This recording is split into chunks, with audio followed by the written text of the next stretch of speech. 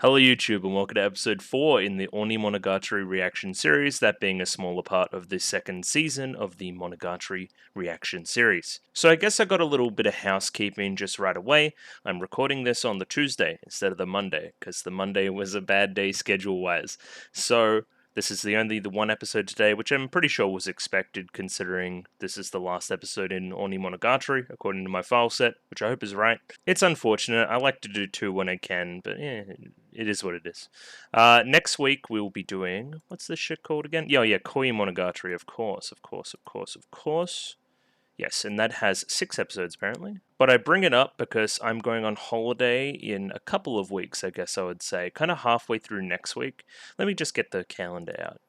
On the 3rd I'm leaving. On the 3rd I'm leaving, and on the 8th I'm coming back. So on that Monday and Tuesday of the 6th and 7th, I will be away and unable to record. So I guess the idea is that 1 week you'll get Monogatari and Lain, and no Symphogear, and then the next week you'll just get Symphogear. So each and every one kind of misses a week there. It's unfortunate. I am planning to do a fun style video in the middle of that'll be scheduled to upload, just so I'm not uploading nothing.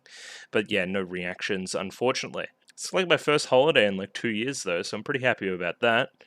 And the last little bit of housekeeping is the subtitles. So I had some people on Discord reach out, and they were talking in the spoiler channel about some translation foibles and that kind of thing that I may need to look out for.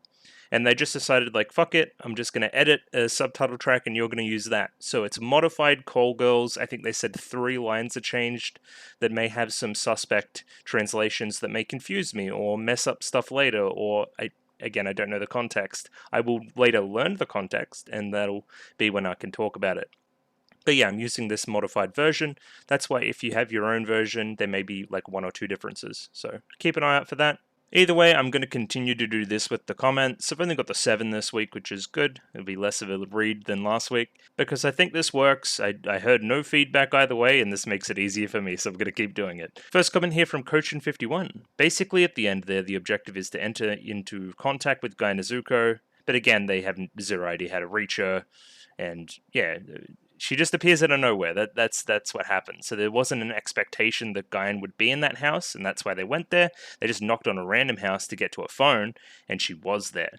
So that adds to the mystique of Guyan Nezuko a little bit. Again, popping up exactly when she needs to. I think she has some choice lines at the end of that episode as well about, I've been waiting to meet you, or you've been waiting to meet me, or something like that. Again, implying this whole know-it-all persona she has. Next comment here from Nailu I actually really like, and it's probably something I should have expanded upon a little bit last week, because I kind of subconsciously noticed it, but I didn't. How would you express it? Again, that doesn't work in like an exam setting, so don't use it. Kind of implying some connections between Kabuki Monogatari and Onimonogatari. So in Kabuki, she says, we need to confirm that we have that responsibility, in response to Araragi saying it isn't worth it to check if anybody real is still alive.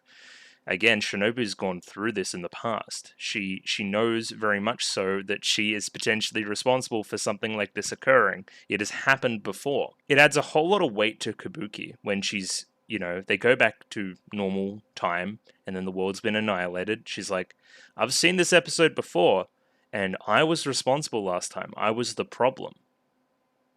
So what gives? That kind of retroactive difference in the storytelling is really cool. I actually really like that. So it has multiple layers. On one level, the first time you watch it, you're like, oh, okay, whatever. Then the next time, you watch a little bit ahead and you see the end of Kabuki and you're like, oh, so she was talking about, she knew what she was feeling back in June and that came to fruition.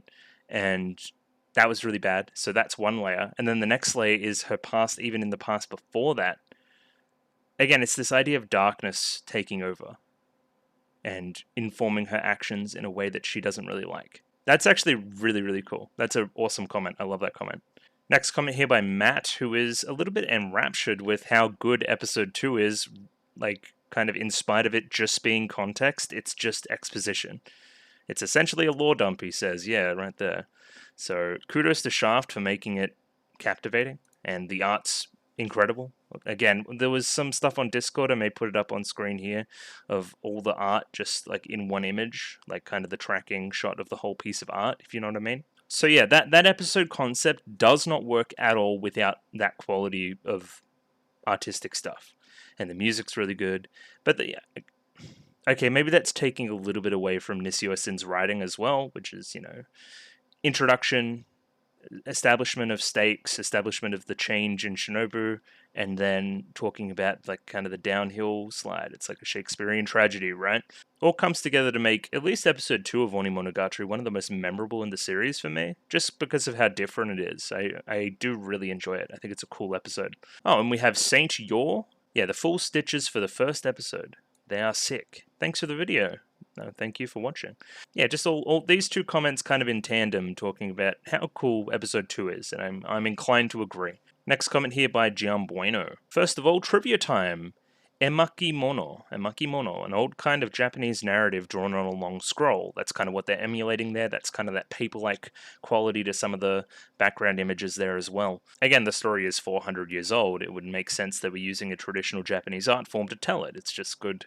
It's good production all around from Shaft. Apparently, episode 2 also is one of the only episodes that just straight up adapts the novel as it is in text, or the closest to it. So it's all basically exposition, but I think that's underselling it, right? It's exposition filling in the blanks of an interesting character. Like, okay, I know Kizu at least, right? The anime fans didn't know Kizu.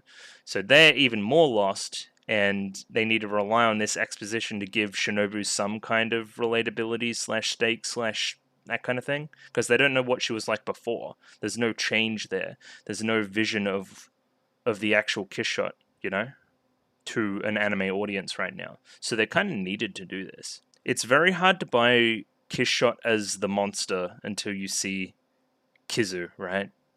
Because Shinobu's just like, she was kind of quiet, and she beats some ass, and from then on she's been like cuddly and like nice. So it's hard to visualize this change in Shinobu unless you see Kizu or see this episode, which does a lot to help backfill some stuff. And then Gian Bueno goes in a little bit more into kind of the mechanics of it all. Why are they stronger or weaker? It pertains to them being close or far away from each other. If you remember the end of Bake, it's like, I'm going to live in your shadow now because then we'll be super close. So again, when I say, what does a lessened vampiric state Shinobu look like? It's what she looked like in Bake, just kind of a scared, quiet, mute little girl. It's kind of interesting, huh? And at the bottom here, we have another compliment, and I really enjoy the compliment, so thank you. But also, I'm just doing this, man. Like, I don't have any special qualifications or anything. I'm just trying to show you guys my experience with the show. It's all it's about, really. And somebody that has watched other anime in the past and really liked them and really enjoyed that journey, right? Giving that journey to someone else, helping them relive their own journey in a way as well, is rewarding. I think it's really cool. Last couple comments here. MC Steve just clears up a little misunderstanding. Weak vampires are affected by snake venom. This is seen in Nadeko Snake and Atori. It is stated. So when I'm like, oh, is it because of the weakened state that Araragi and Shinobu are in? That's why the venom got them and they couldn't regenerate or any of that in Nadeko Medusa, right? That's not the case. It's just because they're vampires. Like, the snake venom's very strong, is the point.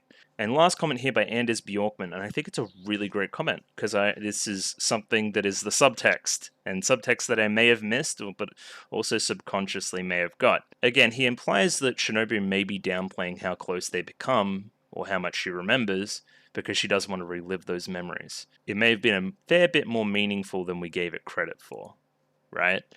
Which makes those comments like, oh, I don't even remember his name. Oh, he could have done this. He could have had a family like this.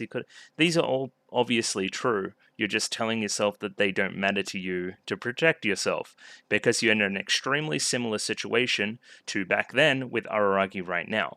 And what is the difference going to be? How are we going to save everything? I think it's all going to have to do with Araragi. And I'll go into that a little bit more in my ideas section, but before then, let's just do a quick recap of episodes 2 and 3. Episode 2 is basically just like retelling the story of Shinobu, and I kind of have some dot points of stuff we should, I guess, remember. The dot points of what actually matters from it. Just like the spark notes of it, basically. So she was a vampire in Antarctica, she went to Japan and was revered as a god, formed a relationship with the OG aberration killer.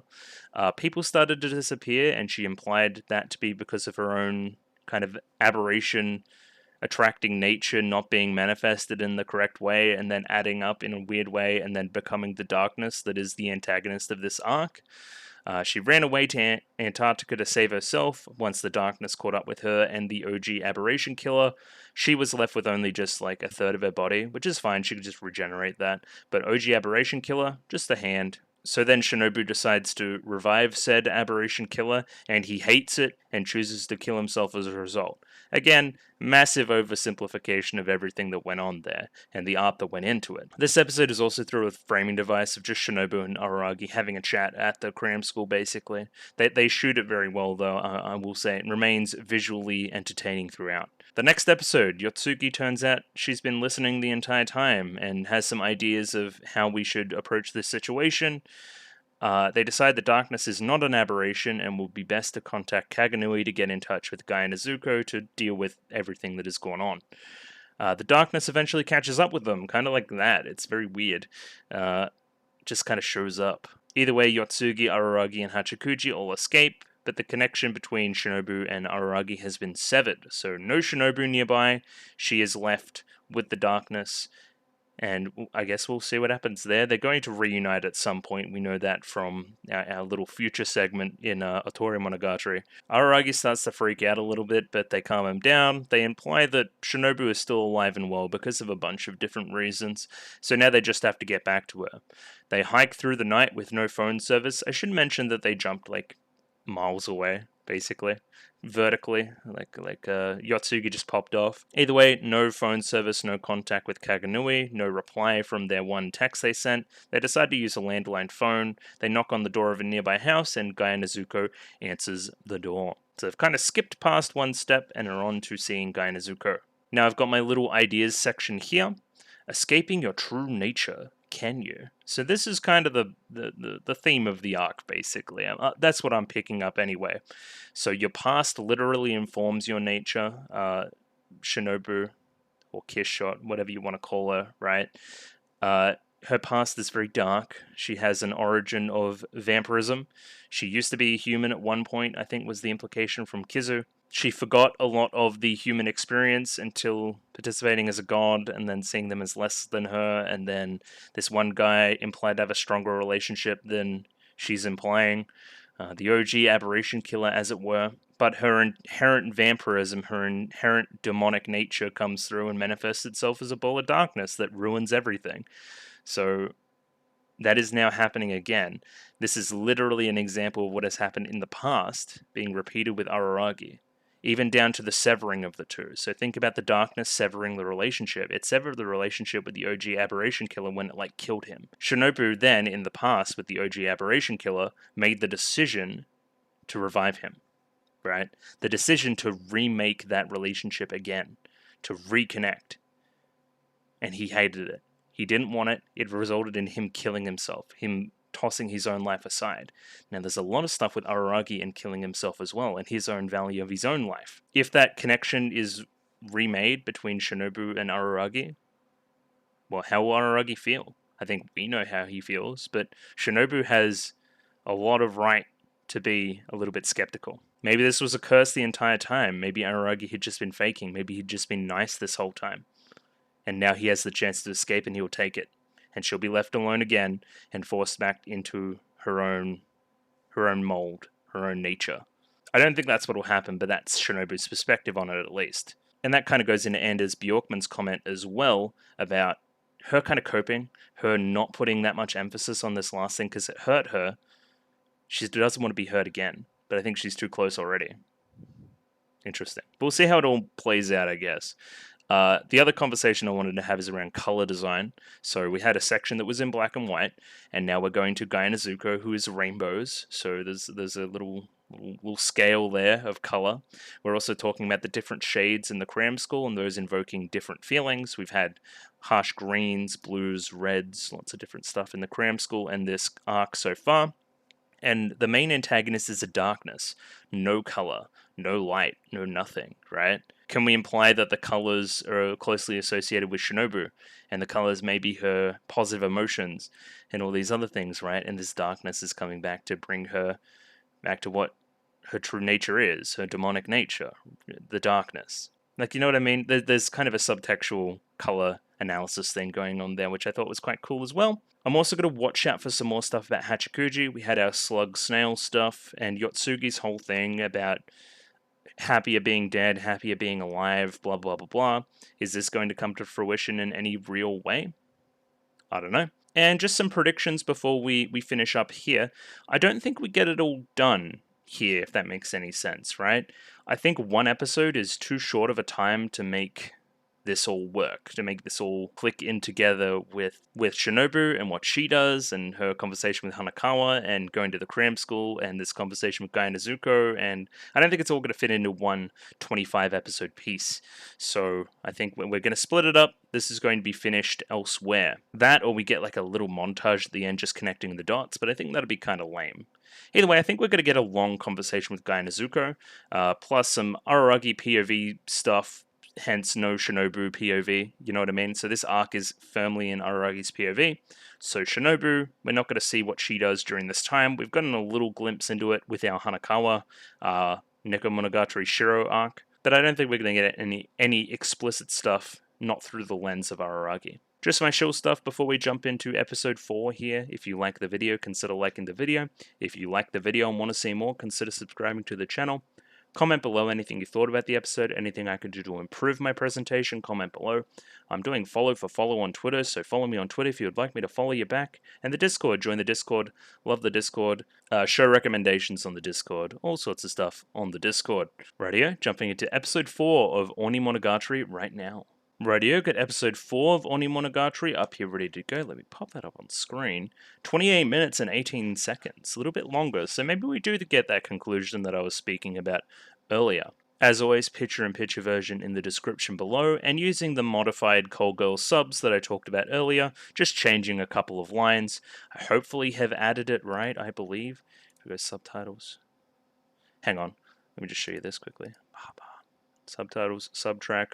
Call Girls modified. I don't even know if you could see that. You could see that if I did this.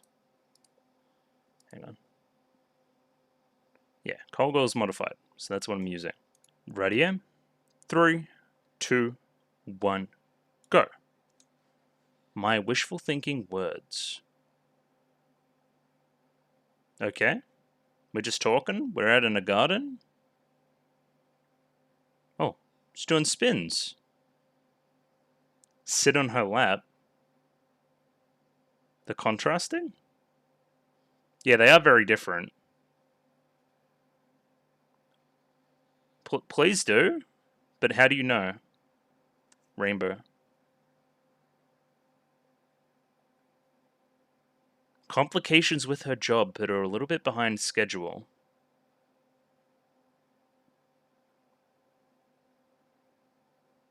Yeah, trust. She doesn't like a ribbon being touched? You knew otherwise? Okay. Then what are you gonna do? Acting like a hero. Your ex...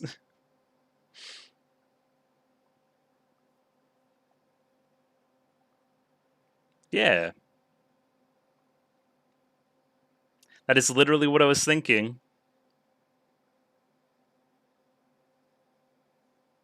Normally you're into that, though.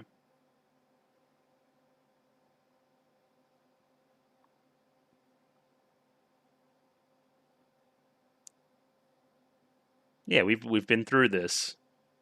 Oh, even closer.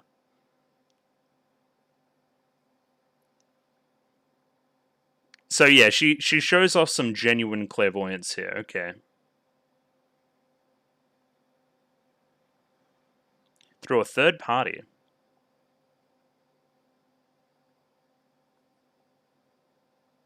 Koyomin.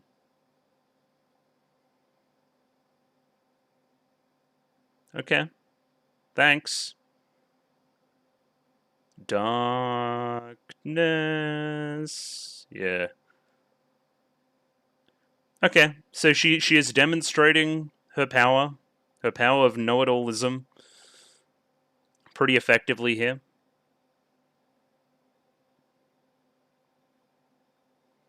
If we do take that line that she wasn't telling the whole truth about the OG aberration killer, then moments, secrets, regrets never lie.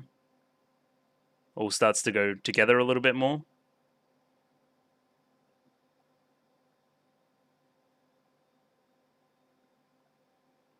I love the strings here. They're so cool. I guess it's the horns more than anything. That's the main line there. The yeah, you know.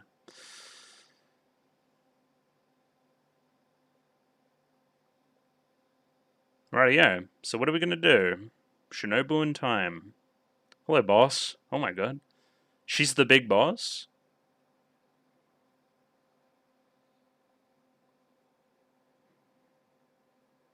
About the darkness.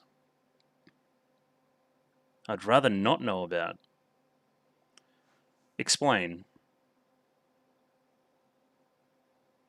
You certainly do.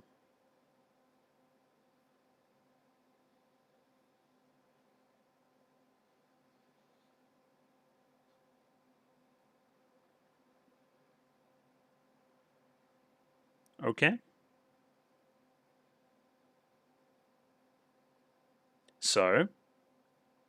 Ooh, balance is an idea. Okay, what do you need to do, Araragi? Friends. 3. Okay, like that.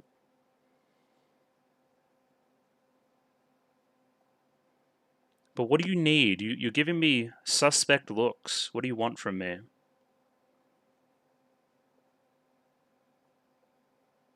Three things. Like a genie.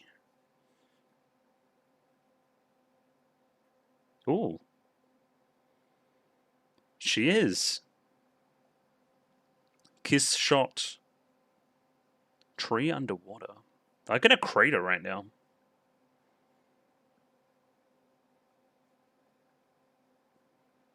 Oh, a lake in a crater?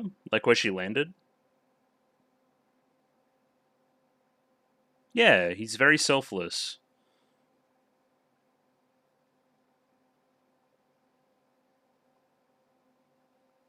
Introduce you to someone. Oh, okay. This is... Okay, we're connecting. That's good.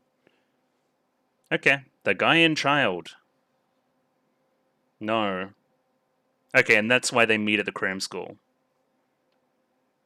I'd give her a bad first impression. I'm gathering that, yes.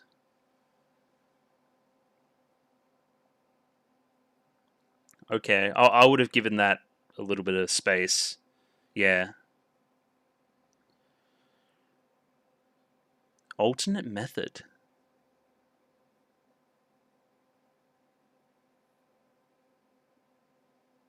Is that two things or one thing? Okay, no, okay.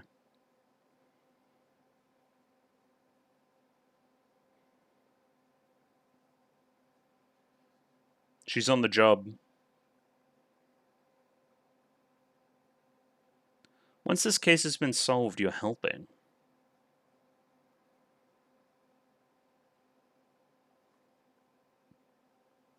Okay.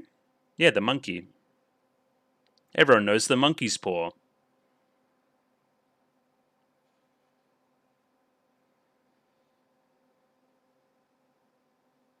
Okay. I'll need your help. What does Araragi do?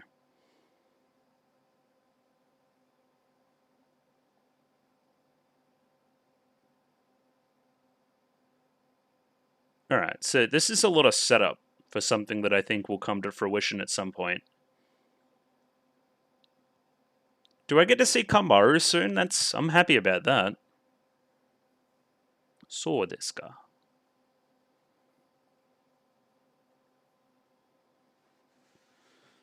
Very quick to move. I mean, fair enough.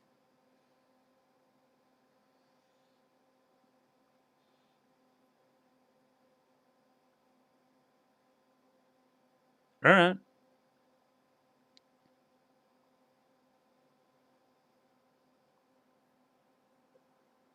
Okay.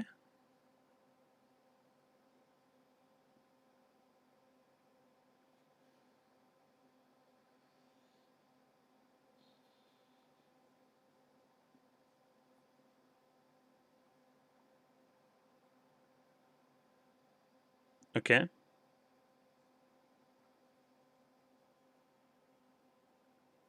Hmm.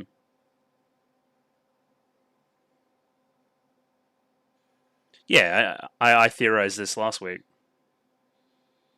Yeah, they're after you. They're after the things that are friends with relationships with Shinobu. It only moved on to Shinobu once everybody was dead.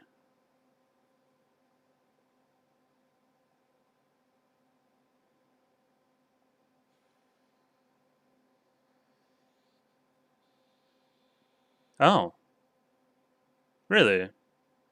Why?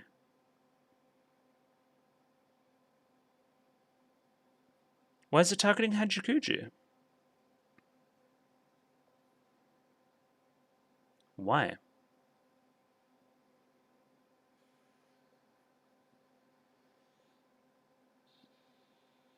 I thought it would have been Araragi as well.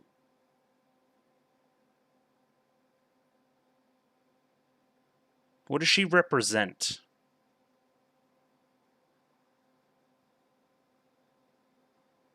Okay, tell us. Quick chapter, too.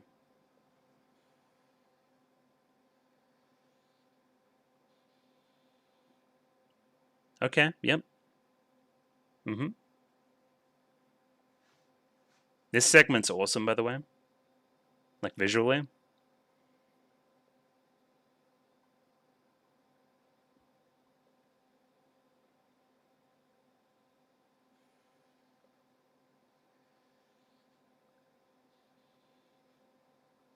I see.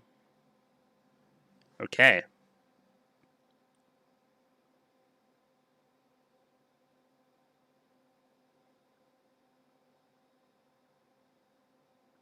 Hmm.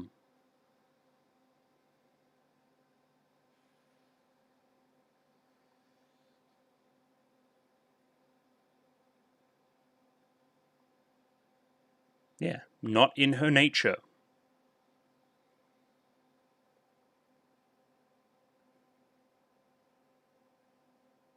Okay. Interesting.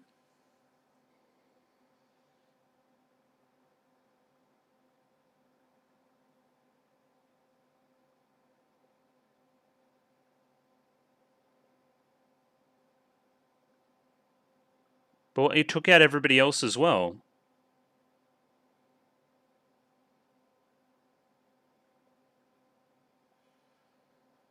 What, by reviving that one guy? Yeah.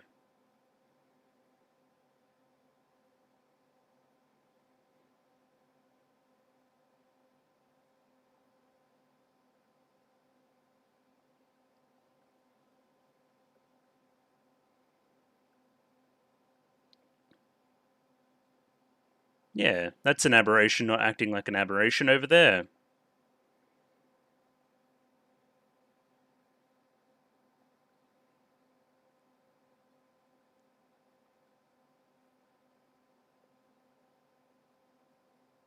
We'll get it. We'll take it out. Or Hachikuji will just die. I don't know.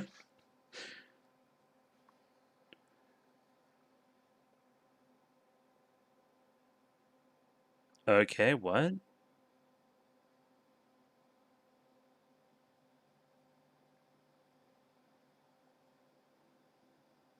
How can she control that?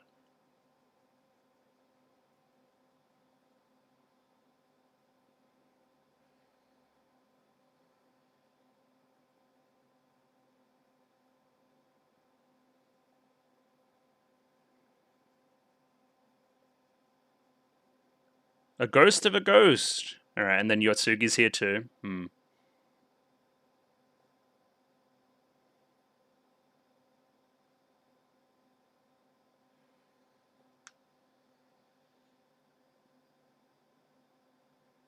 It's true. This is also true. But that was solved. Inexperienced meme. Get burned. Exactly, we solved the aberration, it should be gone. Why are you still here?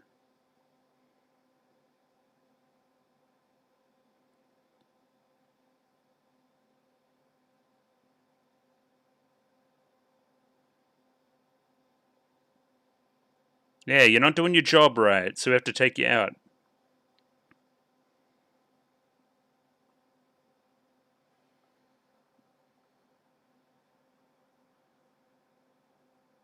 And then that's enough. That's a lie. Yeah. Okay. Interesting. But why did the civilians have to die 400 years in the past?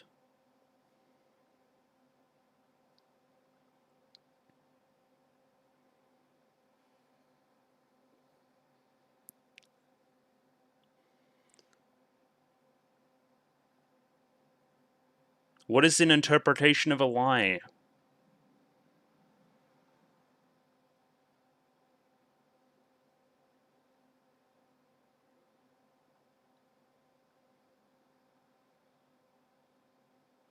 Okay. But how can we stop this? How can we save the girl? Nah, but she knows everything.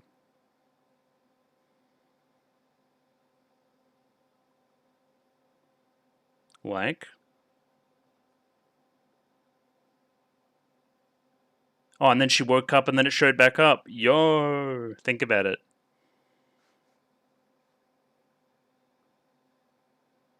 Oh yeah, she was asleep before, but she's awake now. Oh no, and she's pretending to be asleep because she knows. It's coming for you. Oh, what? I guess that makes sense too, sure.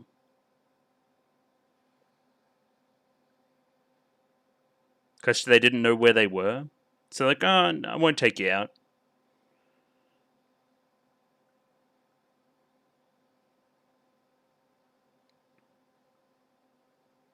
Alright. Let's stay lost then.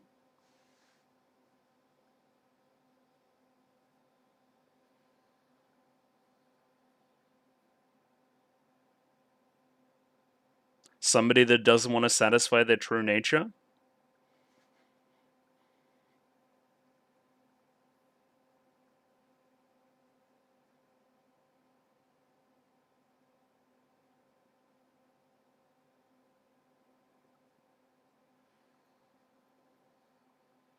Okay.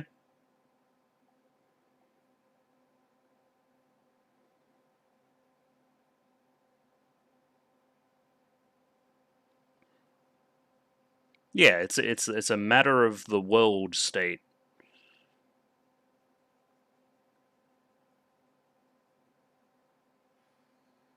What is it? We always do? How? What do you mean by that?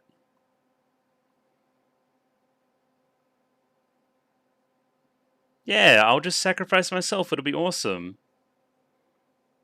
Araragi says no.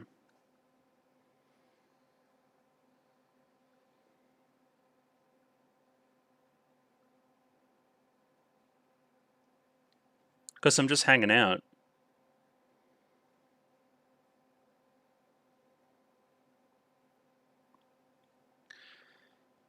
Hmm. Okay. What if we just keep running away? Araragi would rather live a life running away constantly than lose Hachikuji, right?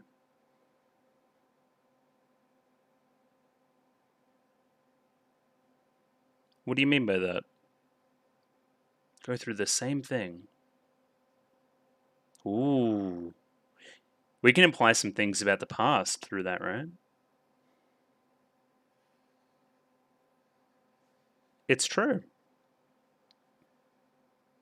Yeah, we're in extra time. That's kind of tragic. The music, too, by the way.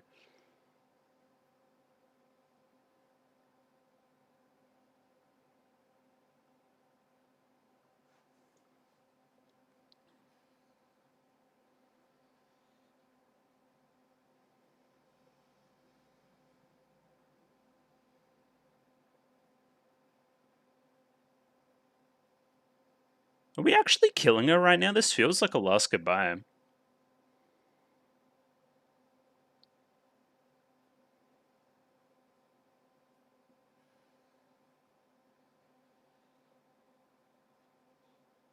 Yeah, there has to be.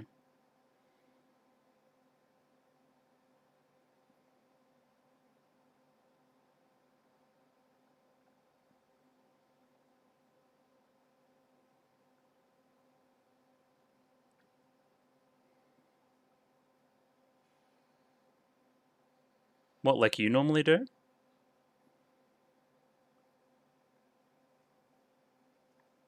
It's true. No, but it was also bad when Araki did it. Yeah.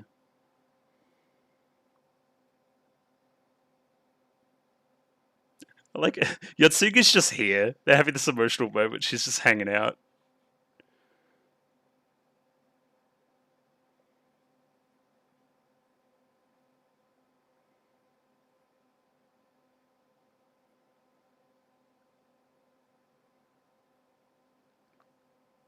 Now, that's tragic.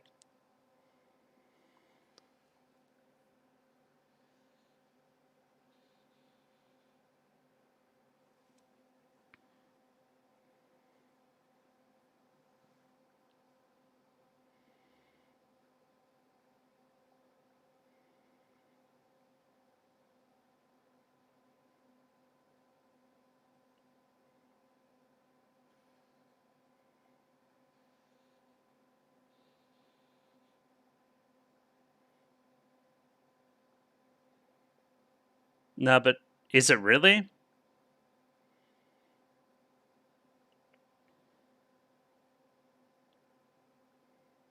Yeah. That's the Araki line, for sure. That's what he would do.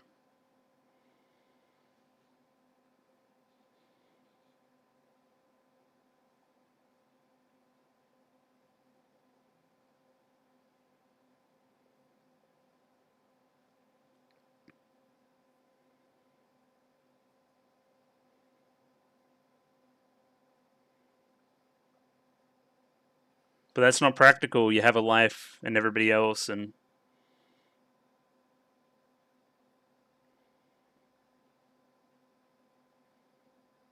exactly.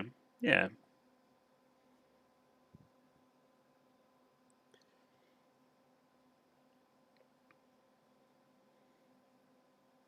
Make a choice.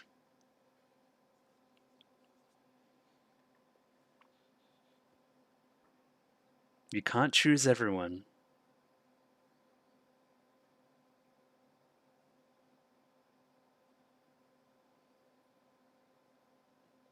They're really drawing this out. It feels really finalistic.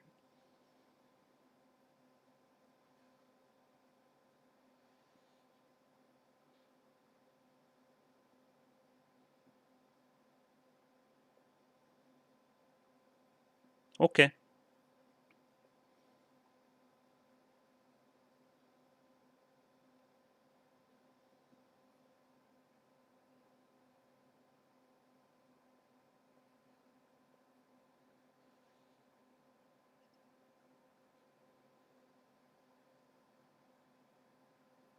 Ooh, the character framing.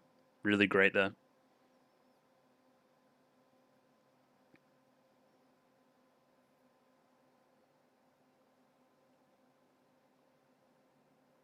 Yeah, let's do the routine one more time, but it'll be sad. Sad lolly groping.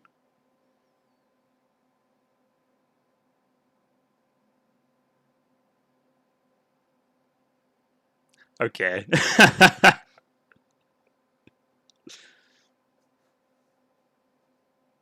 Yeah, is she dying? That's pretty crazy. Oh, and we're gonna kiss. Okay. Alright, sure. I thought you were talking about the routine, not kissing. It's a goodbye kiss. Oh. Alright.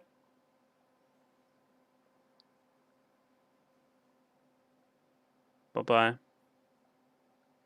Oh. With the tents there.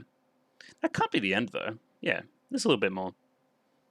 That kind of came out of nowhere. Well, it didn't, because there's a lot of setups for Hachikuji at the start of the arc, the whole snail slug thing.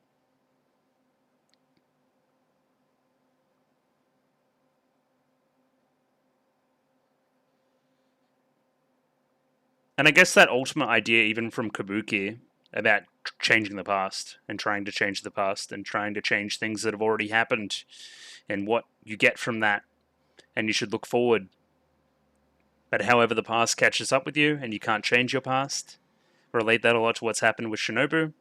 Even this ED now, so we're seeing a connection between Hachikuji and Shinobu.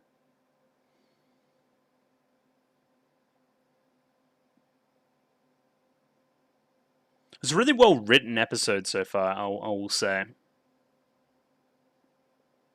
And that's where we're going up. Almost heaven-like. Like we've raised up in the ED instead of going down like we were with Nadeko. Alright. Goodbye, Hachikuji. I find it hard to believe that that's the end of her, though. I don't know why. I just do. I feel like I would have heard about it, right? 4 months later... Oh, and then this is when we're talking to... Oh my god, what's her name? Augie, yes. Epilogue or punchline?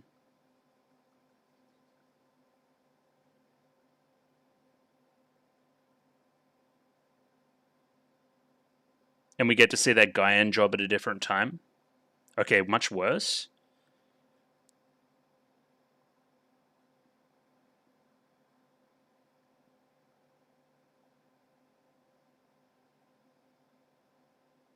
But this is 4 months in the ahead, and you know, no Hachikuji.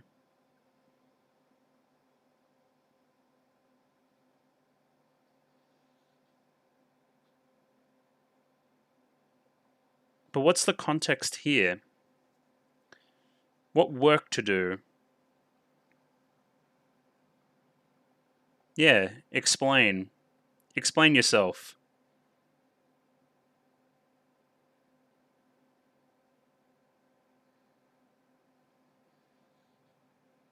Okay, what are we ending? Punishes the liars. Is this... Hang on a second.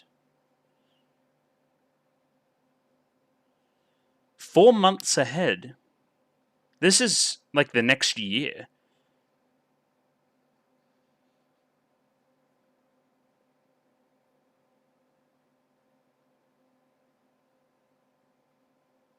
Probably something. I think that's already implied.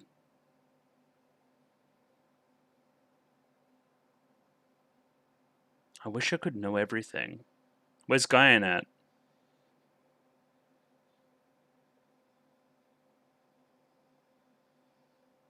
What? What did that line just say? War plan? What is happening?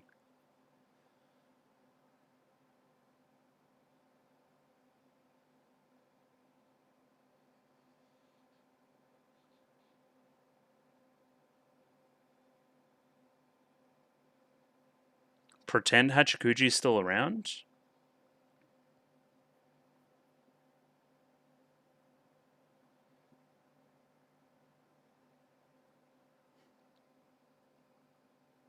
Okay.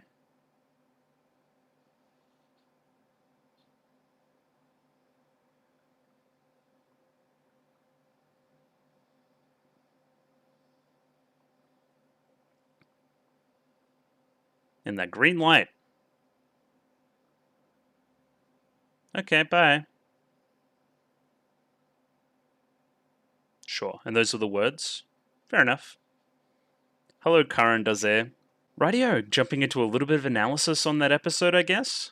So first thing we'll do is good old faithful, the timeline. We love the timeline.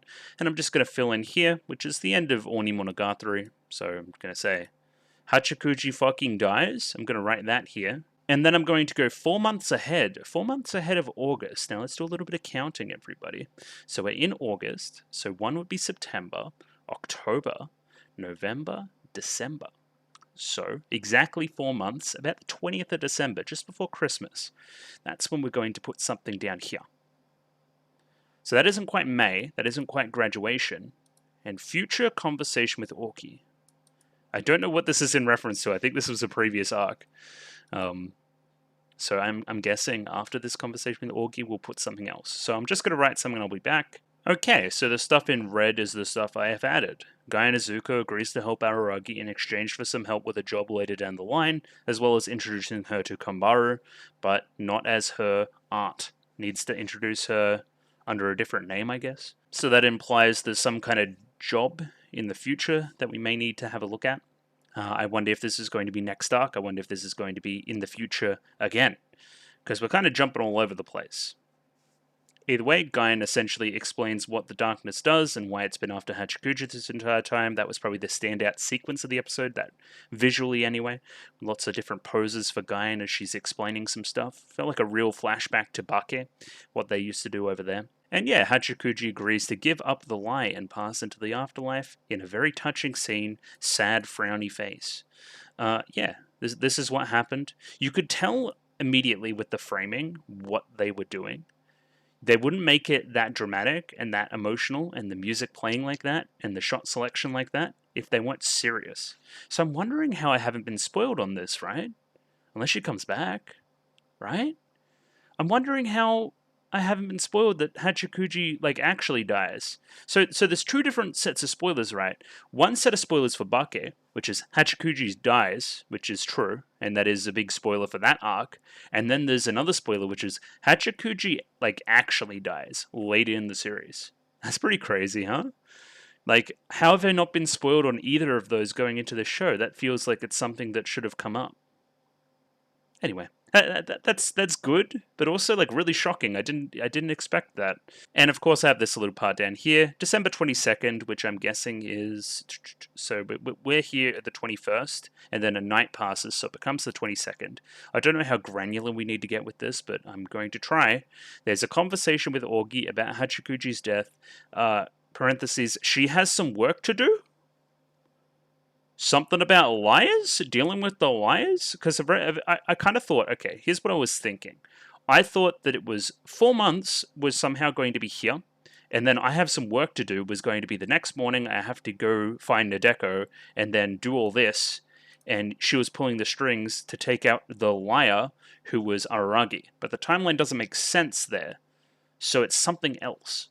Who is a liar that we need to take care of? If that even was the wording. Because I can't quite remember.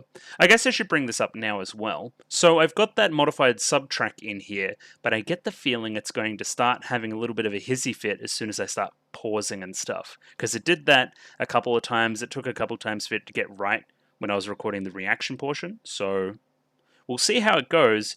If so, I may have to just use the Call Girl subs, and if so, I may run into those lines that confuse people, and I'll just have to look out for them and maybe compare and contrast the two.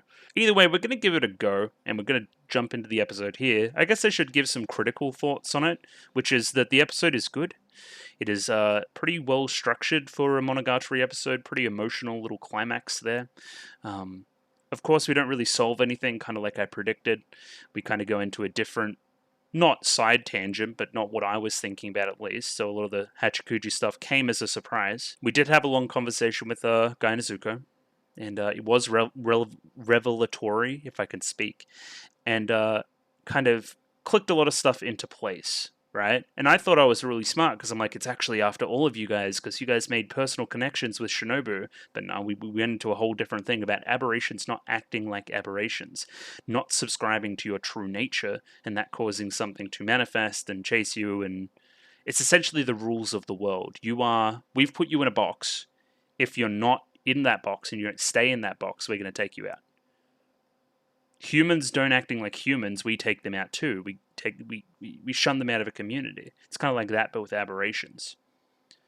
Which is weird because a community of aberrations is kind of a oxymoron too, right? Aberration is a change from the norm, and communities are all about normalcy and creating of a status quo. Anyway, interesting conversation to have for sure. And yeah, the episode's up here. I'm just going to go through it, I guess. We'll see how the subs go. I'll let you know if I change over. My wishful thinking words is the first little line there too. Lots of text on screen this episode, which has been a constant thing this arc. We'll try to get some of it when it's relevant, but I don't think there wasn't a whole bunch. Again, we'll see. For a start, I guess this is a good place to talk about it. The location, I guess. The choice of setting here is exquisite. So on one level, we've got this rainbow aura in the sky. I guess I should add my pen in here too. Hang on. So sky up here, as you can see. I'm sure I didn't need the pen to highlight that, but sure. Either way, we've got the crater around here too. So these are two things I want to talk about. The sun, obviously Gaia Nezuko is present. That makes sense. Two, the crater, like a landing spot in a lake. It's kind of a reference to the little past story with Shinobu, right? That would make sense to me, I guess. And just from an emotional point of view, it is a place of peace. It is a simultaneous, I guess, and we're breaking through to the morning as well. A new beginning, a change. Lots of different stuff, right? Tranquil change, I guess you would call it. A peaceful acceptance rather than something combative. There's some weird stuff with Yotsugi and Gaien. Gaien knows of Yotsugi and has worked with Yotsugi before. And Yotsugi is somewhat subservient, I guess? Is that through the Master? Is that through Kaganui? I wonder what that relationship between those two are like. We've never really heard Gaien talk about Kaiki, called Meme insignificant or something derogatory. I wonder how the interpersonal relationships are between those people, that kind of college club, I guess you would say. Yeah, because Gaien wants Thingo to sit on her lap. Pause. So, 1, complications with Kaganui's job, so she's busy. 2, she couldn't respond in time, so Gaien took it into her own hands. 3, there was a responsibility. I'm holding up 4 fingers, by the way. 3, there's a responsibility for Yotsugi to carry out something that she hadn't been able to handle up to this point. I'm not really going to speculate as to what these are, because I think it's going to come out when we do this mission with Gaien. Either way, it sends a shiver up Yotsugi's spine. Again, there's like a weird control thing here with Gaien. Wonder if is there a Gaien Orgy link? That's something that I want to talk about too. Two know-it-all characters, huh? Two know-it-alls. So Gaien knew this wasn't a problem that they could handle by themselves, so she came in to help like this, acting like a hero. It's not something that Araragi can realize by himself, and it's not something that Hachikuji would give up the lie to actively.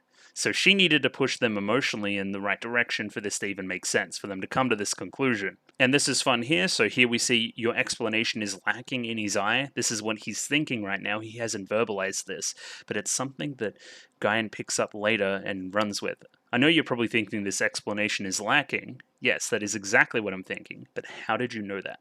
Has she, seen the other timeline where they don't find Gaien? I've saved you a bit of time and trouble, several days in fact, by just telling you the answer here. This is what I'm gonna do. Yeah, and here's the thing I was talking about before. She knows everything. It's her thing. There's also a thing about becoming close. So this is all demonstrations of her power, kind of, right? Because Araragi would be right to be skeptical of somebody that literally knows everything. He certainly knows somebody that knows her limits, like a Hanakawa. So she calls him Koyomi-kun. It's a level of familiar that isn't really natural, right? Okay, why is she calling me by that? Because she does know you. She knows everything, so of course she wants to be close to you. She does this later by revealing a nickname that only Senjogahara has for him. How would she know that? How would she know that? Yeah, this is the line. Look, it's Gaien. It's a whole thing. And yet, that's the nickname part I was talking about before. And the thing about Gaia Nezuko, is she going to be antagonistic? She feels like somebody that ought to be, right? That ought to be against everything that Araragi represents. Okay, let's take a big step backwards. What does Monogatari represent other than, a story? Which is a broad concept that we're going to, talk about right at the end and what it means to be a story and all these other things, right? To me, Monogatari is about kind of finding yourself and human relationships and establishing them, and it's about trying hard in human relationships. I think that's a lot of the subtext to a lot of what's going on. And Araragi is a representation of that, and the pitfalls of that, and the pluses of that, and the minuses of that, and just how good it is to live. And living is making mistakes, and living is not always knowing everything. So, are we going to get to a spot where Gaia Nezuko's ability of knowing everything is detrimental? is she going to use that for a bad purpose? Is Araragi going to have to teach her a lesson somehow?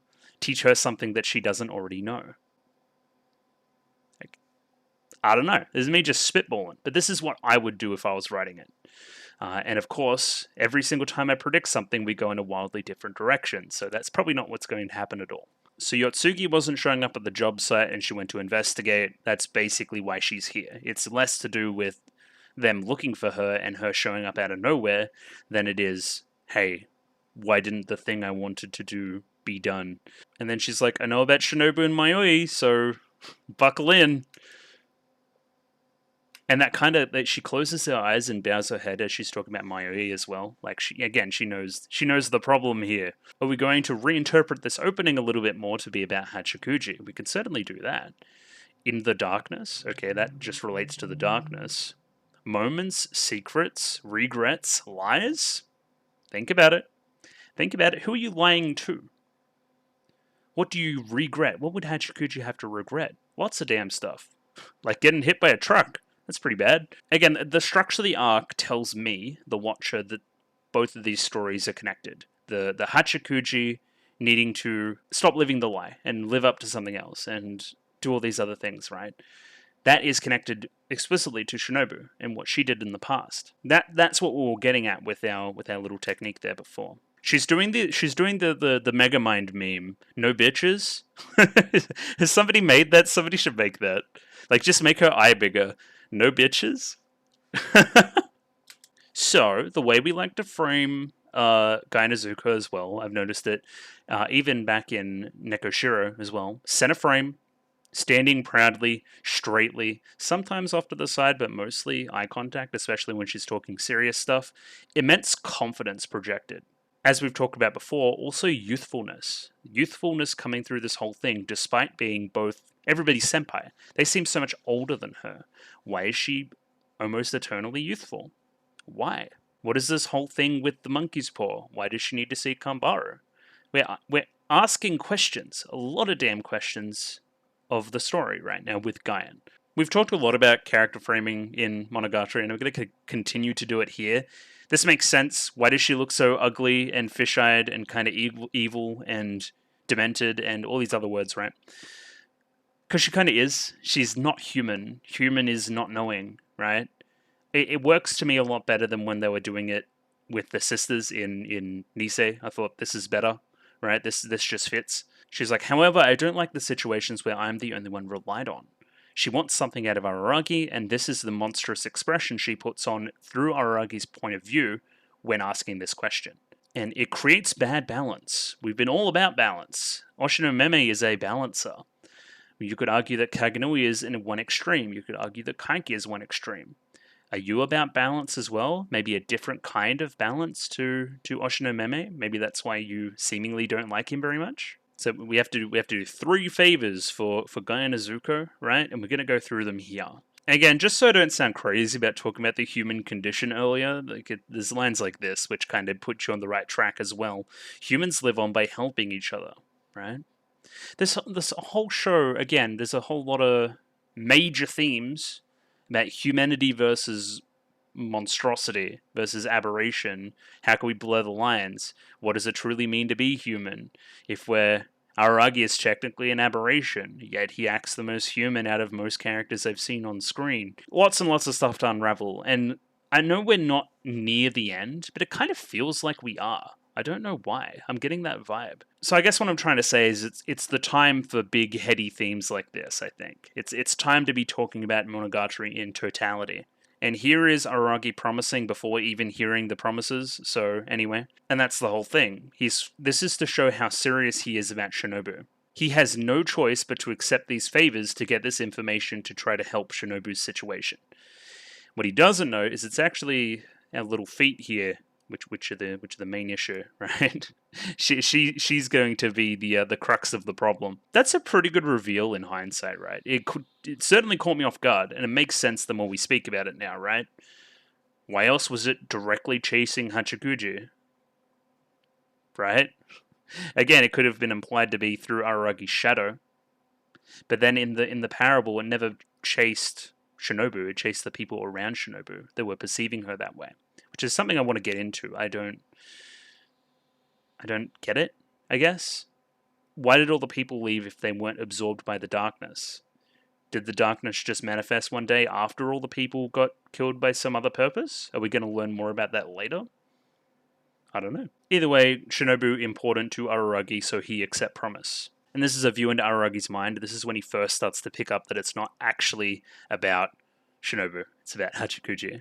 That's why it's like, it's all about saving Shinobu. And then Gainazuka's like kind of smug about it. So first promise, I'd like you to introduce me to someone and I'm in a hurry. I need this to happen soon. Right? And we learn later that this happens like literally this day? This day, if not the next day, where Kambaru gets a text and says, hey, I'm going to meet with Araragi at the cram school at 9. So let's do that. I'd imagine it would be the same day because this is early morning. Then as soon as possible would be, hey, let's send this text like as people are getting to school. Either way, character framing, evil. She looks evil when asking where Kambaru is. I don't want to talk too far ahead, but she may not be using Kambaru for the right reasons. Apparently it has to do with the hand. I don't know. We'll see. Yeah, Suruga. Kambaru Suruga. Need to introduce me. You say you're a relative, but you can't go visit her yourself? Is there somebody there that may know your true nature and may just kick you out? I don't know. A pretty bad first impression. Again, this one's put a pin in it. We'll come back to it eventually when we see the story manifest. But yeah, either way, you can't be introduced to Kambaru as yourself because she has some preconceived notion about you. I forget where's the mother in the whole Kambaru situation as well. Yeah, but blood of the Gaian clan is pretty complicated, for sure. Yeah, there's the kicker before. I don't want you to introduce me as her aunt. It's very important that you don't do this so I can use her. But apparently she's thinking of Suruga's feelings in this too. You fascinate me. I'm not quite sure what's going on. So the next step, the next favor, the second favor, is for you just to help a little bit with the job that Yotsugi's been on. Okay, no context, but sure. You need Suruga's left hand. Why? Why? What were the... Okay. Let's go back to... Is it Suruga Monkey, right? Isn't that our arc, I believe, way back in the day? The monkey's paw. It wasn't a monkey's paw, it was something else. The themes of that arc, you know, unrequited love, complicated pasts, lying to oneself, wishing pain upon those, jealousy, lots of different stuff there. Being perceived as an aberration that you're not. I don't know. Are we going to bring up any of these themes again? It would have been my point. Yeah, a lot of the dialogue here feels like this is set up for something happening in the future that we'll get a whole lot more data about later that we can sink our teeth into. So I don't want to talk too much about it. And Araragi already mentioned the third favor, which is, hey, bring Suruga with you on the mission, basically. And he thinks, right, it just flashed on screen, but now Shinobu is safe. I can rest easy. Oh no no. Oh no no no no. And we get a change in the scene here, classic Monogatari style. Not that the first half was jokey at all, but now we're moving into a different portion of the conversation. And that's about seeing Shinobu soon. But au contraire. So returning to town right now would be the worst choice to make. That's the one thing you cannot do. So basically stay here till you figure it all out, basically. And I'm going to tell you. Again, he's still worrying about Shinobu. So okay, let's clear up the first misunderstanding. This almost feels, just reveal information-wise, Danganronpa-esque.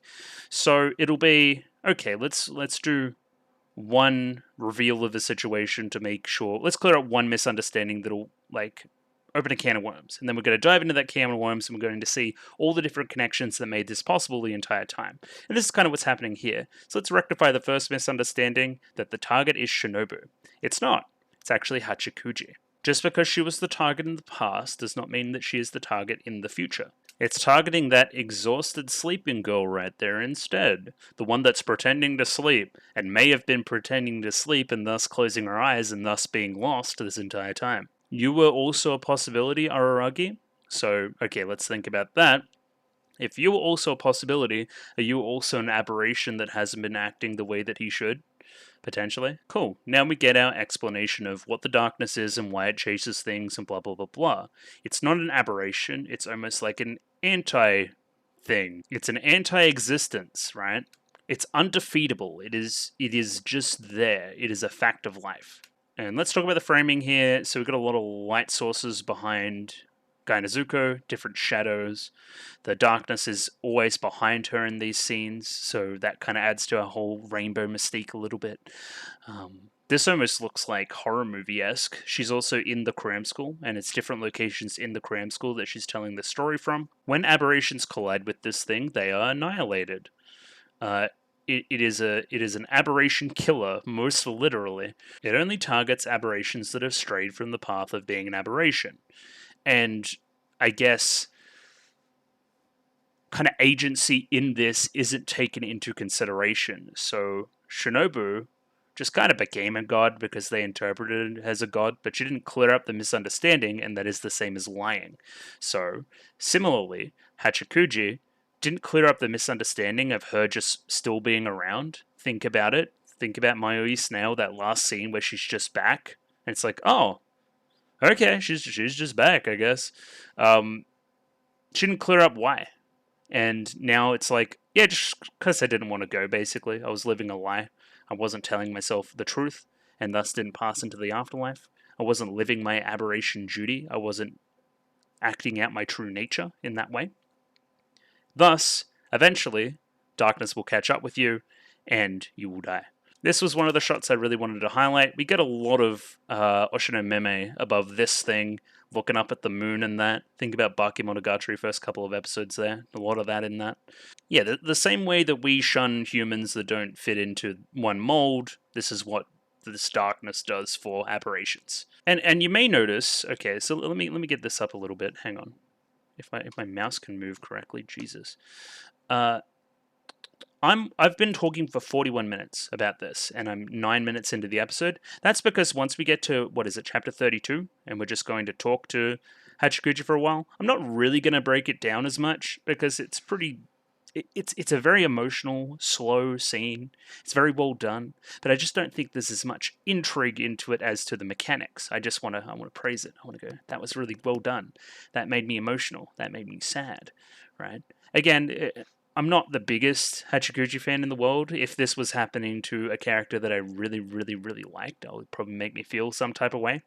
Not that Mayoi's bad by any means. It was just like, came out of nowhere, and then I'm like, I don't really feel sad right now. I more have just questions. And now these questions are being solved by me going back through the first half. So again, when I get to the second half, maybe a little bit quicker. This is when Gai Nezuko talks about the Shinobu example from way back in the past, and talks about what I just talked about, basically. And we're getting this constant wide with different changes in the frame. So now we get a little bit of Shinobu here, and then this is a very Bakemonogatari Shinobu as well. Way down in the corner, away from everything else. She just said, "Lies are no good," and then zoomed in on her face as well. Lies are no good. Well, that's obviously related to our whole truth versus lie versus humans inherently good versus inherently bad versus real versus fake whole conundrum we have going on as well. Again, I'm falling a lot on that kaiki side of it, as I've been talking about once it was explained to me. But lies are no good. Again, you know everything. You can't even lie. Nobody can lie to you. But these are also the facts of the world, that she was lying, technically. She didn't clear up the misunderstanding. She became the target of judgment by just the world state. What does this all mean? Unsure, but it's very interesting. Now we get almost like a Shinobu in a test tube here, made out of the desks that we've seen through the rest of the arc so far. Just kind of existing in there as she's talking. We're getting a lot of our color design stuff done as well. She's also bending over right now. She's got a massive badonkadonk. But anyway, I digress. I fail to see how it's relevant. Yeah, only once she started acting as a vampire, making minions, revealed her true nature to the servant, that the darkness stopped chasing her. And yeah, again, she played vampire for a very long time after that. So of course the darkness didn't catch up with her, blah, blah, blah. The servant, this also simultaneously, I guess the revealing of what had actually happened caused the servant to go out basically in a rage. Hated Shinobu for it, right? Think about that contrast between that scenario, where the lie was revealed, and the lie being revealed here. And Araragi's compassion at the situation. I don't know, different circumstances for sure, but Araragi is not the same as the OG aberration killer. Not at all. And she's still lying now, Hachikuji, right? By still listening to their conversation and not waking up. So first, stop pretending to be asleep.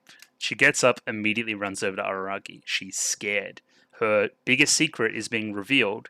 She now knows that she's been the biggest part of the problem so far as well. She is the cause of that angst that Araragi had last episode, that kind of cut off between him and Shinobu. That's a lot of guilt there too. As well as, just being fearful for her own existence.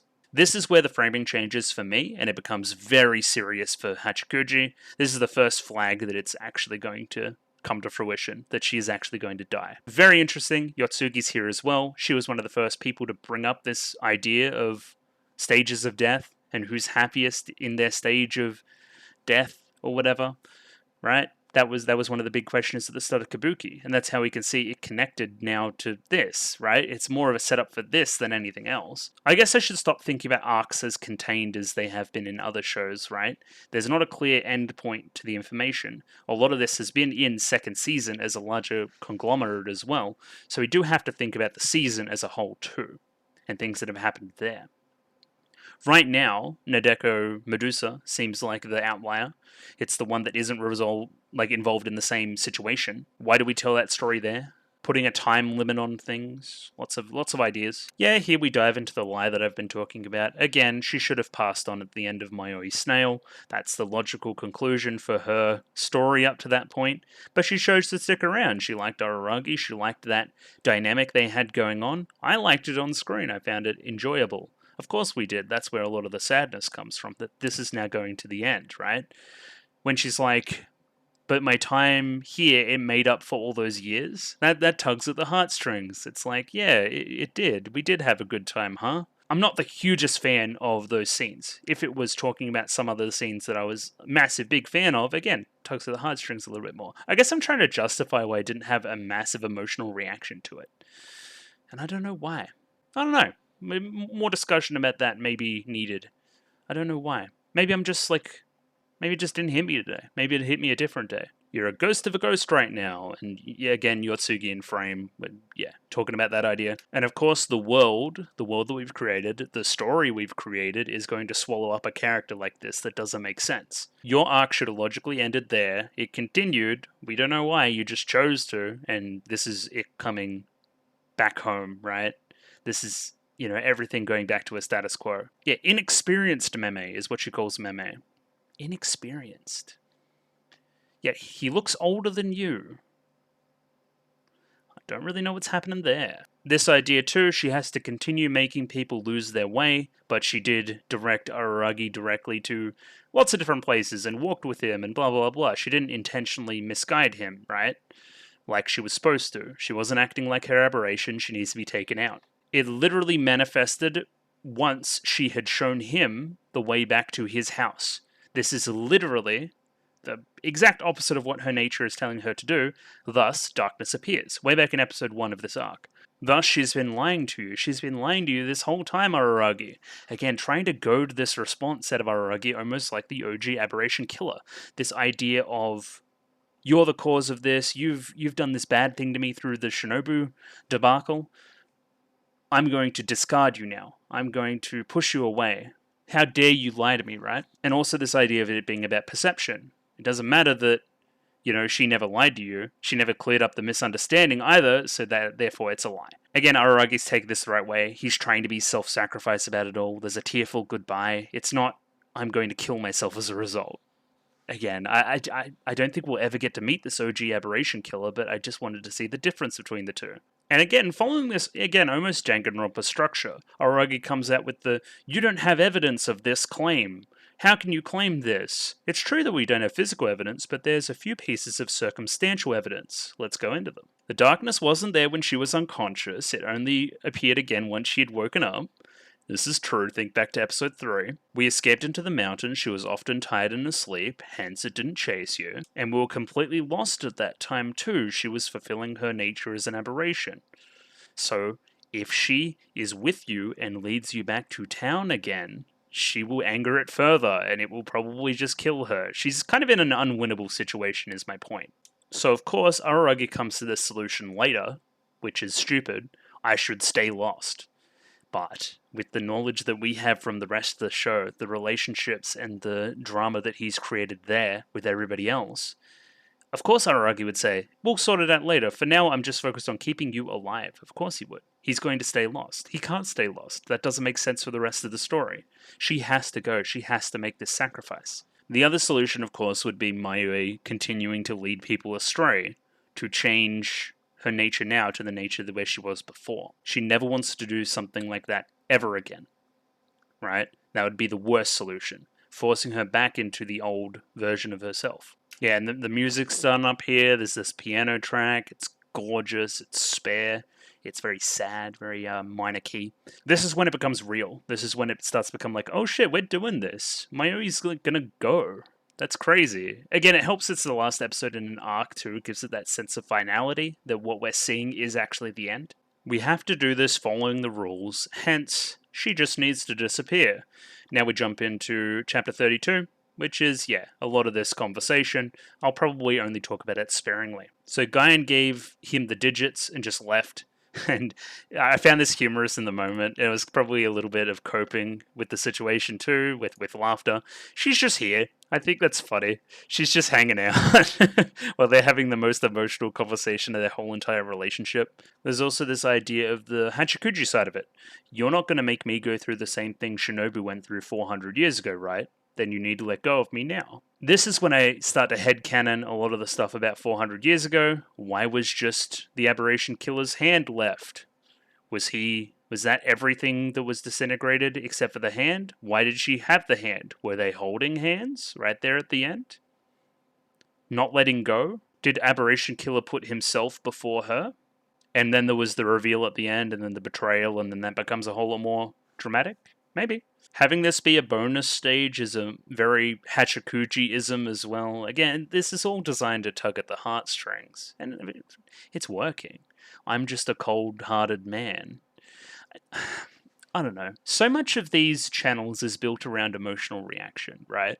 And even in this setting, it's hard for me to really get that level of invested. I'm always looking outside of it and noticing different things about the production and everything else rather than getting absorbed in the story. And I think that's something I really need to improve on, right? Trying to suck myself into something or get sucked into something by something else to kind of really get these moments, right? Because I haven't really gotten super emotional on camera here. A little bit in Tatami Galaxy. Tatami Galaxy episode 10, absolute masterpiece, by the way. Or was it 9? The one where he's really sad. That one. If I was to do, say, a Violet Evergarden, I've already watched it, of course. You would probably see me cry several times. Even something that I don't necessarily like a Your Lain April. I think it has a really good cry moment right at the end. I think it's amazing. Anohana, similar. Don't really love the show, but has a really good cry moment.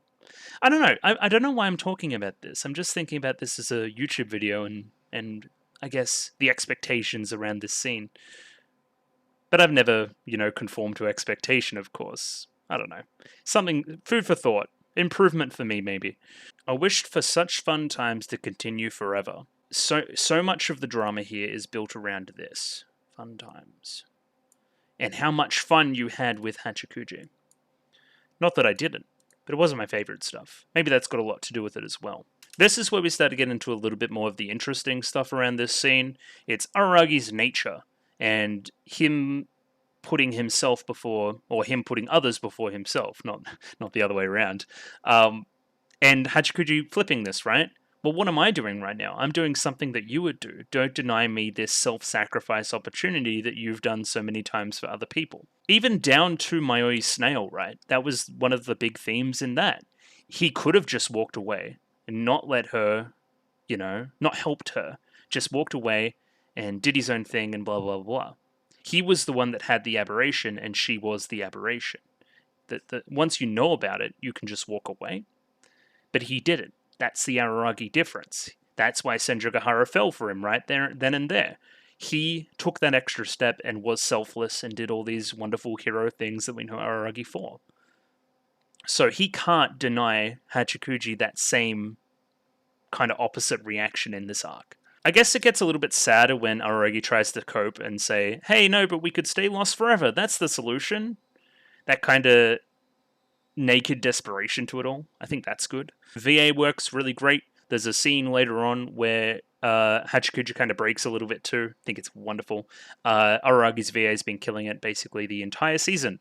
And him getting emotional here, tears welling up in the eyes, you can kind of hear it in the voice a little bit too. That's really good. Like sharp breaths, like when you're on the verge of crying. I guess Araragi says, but all these times that I've been doing it, I haven't been fully okay with it. So why are you that one step better than me? You seem completely fine with your lot in life right now.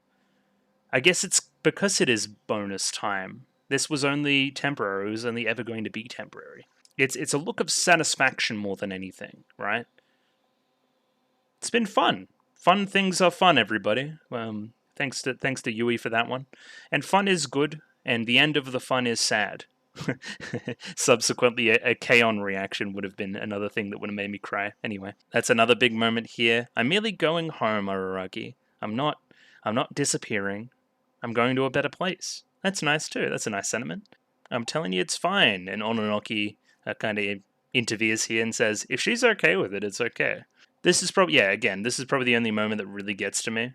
That's a way to solve everything. Me staying lost forever. But no, your other relationships, the other investment we have in the show, we can't have that happen to you. You know what I mean?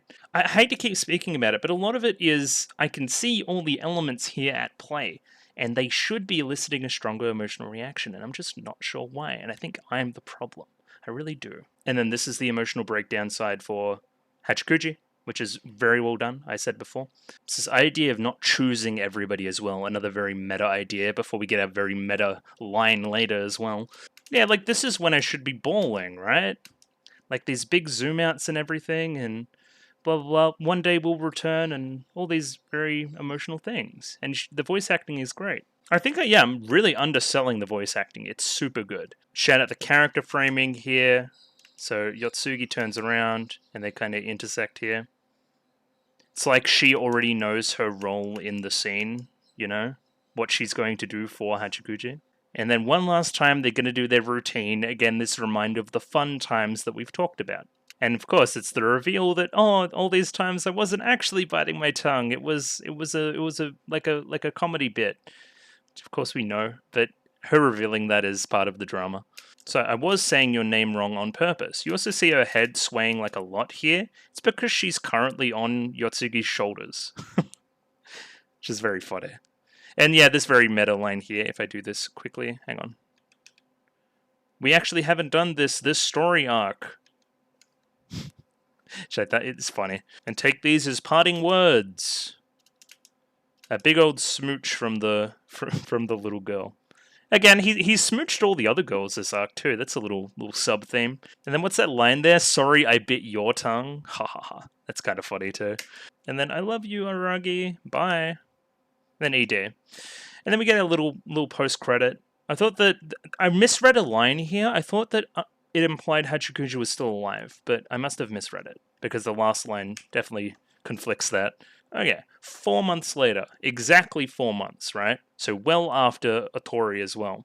So the biggest question for these scenes that we see is, why are you talking to you, right? Why is there a thing here? What is happening? Is this out of obligation? Is this out of curiosity? One is leaning forward, one is leaning back. Is there something in that? I don't know. Does she gleaming information from this person? Again, I need to read her line about a liar again, because that's very important to Araragi, because he is. And again, a little bit of foreshadowing. That job with Guyan was much worse case, or a much worse case, I should say. Again, little teaser for those paying attention. To this day, Araragi still thinks about if there was a way to save her.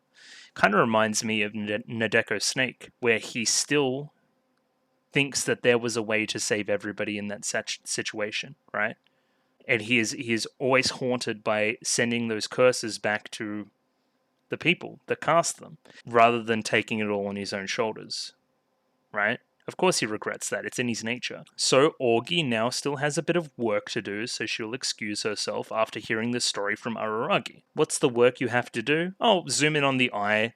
like evil eye. It's ordinary work. It's a very commonplace job, like the overwhelming darkness that takes up most of the universe. Okay? Correct the mistaken, end what needs to be ended.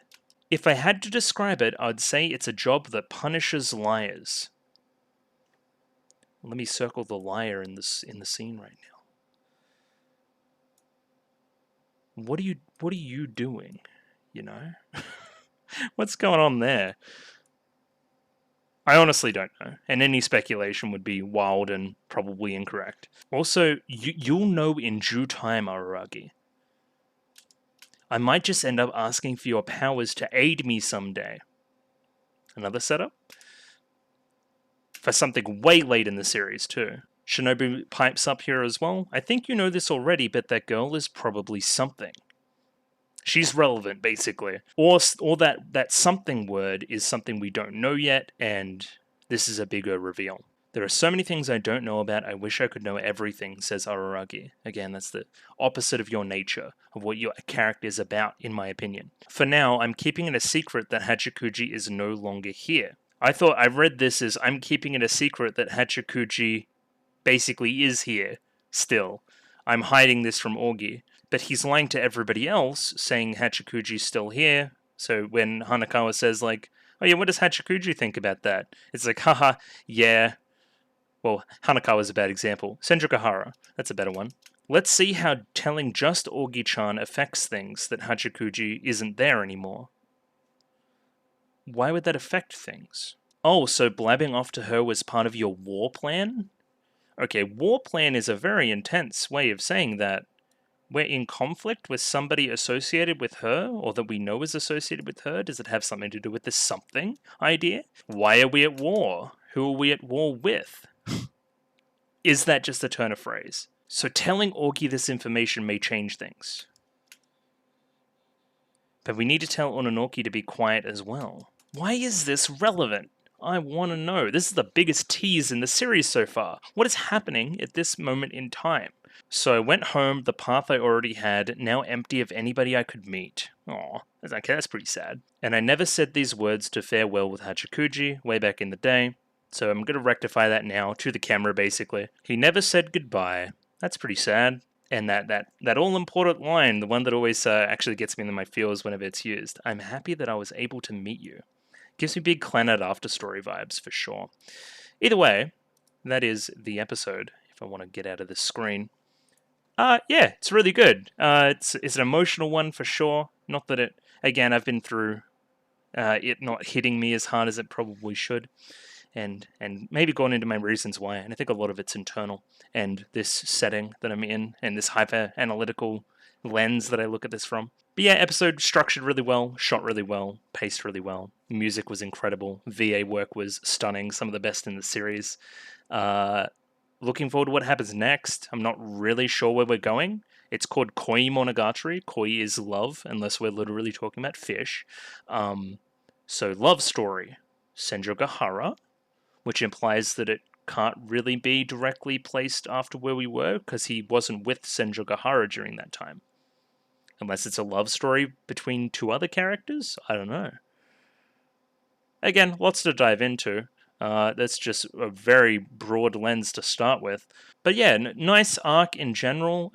Again, now that all the ideas are in place, I get the story structure. It's just weird. It's a weirder one for sure. So we have episode 1. We get chased by darkness, and there's a few jokes and chats, and Ononoki is there, and blah, blah, blah, blah. And then episode 2, big backstory episode, really nicely produced and all that kind of stuff.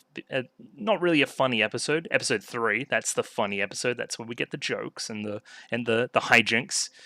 And then a really emotional one again for 4. I don't know how it all fits together. It definitely was a story that was necessary to be told. And I don't know how it would change it. It's just a little bit strange. Yeah, I'd still be fairly positive on this arc as a whole, I think, though. Yeah, it's another good segment of Monogatari's second season, which is incredible. It's a good section of something that outwardly is incredible, so yeah. Either way, better wrap up here with my shill stuff. If you like the video, consider liking the video. If you like the video and want to see more, consider subscribing to the channel. Comment below anything you thought of the episode, anything I can do to improve my presentation. Comment below. I'm doing follow for follow on Twitter, so follow me on Twitter if you'd like me to follow you back. And the Discord. Join the Discord. Talk about Monogatari on the Discord. Elaborate on some of my ideas in the Discord. Correct sub mistakes in the Discord. Lots of different stuff. Thank you for the subs, by the way, everybody. That was great. And I'll sign off here. Thank you very much for watching this week. You'll catch me next week, but not the week after that, for more Monogatari. Thank you very much, and I'll catch you later.